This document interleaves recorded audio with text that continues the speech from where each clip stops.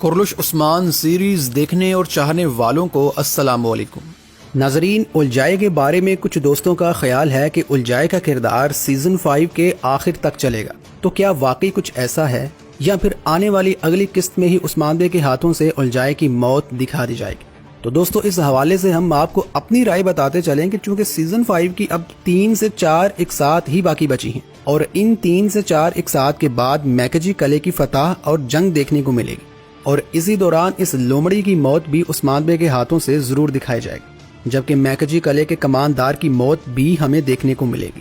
لیکن نہ ہی یعقوب بے اور نہ ہی ابراہیم بے، ان میں سے کوئی بھی عثمان بے کے ہاتھوں سے جام شہادت نوش نہیں کرے گا، بلکہ یہ دو بڑے اور تاریخی کردار ہیں، اور اگر تاریخ کا مطالعہ کیا جائے تو ان کی فوج عثمان بے کی فوج سے بڑی تھی، اور تاریخ میں ایسا کہیں نہیں ملتا کہ عثمان بے نے انہیں شہید کیا ہو، بلکہ ان کا کردار سیزن 5 کے ساتھ ہی اس سیریز سے ختم کر دیا جائے گا۔ کیا آپ میری اس رائے سے اتفاق کرتے ہیں؟ مجھے کمنٹس میں ضرور بتائیے گا۔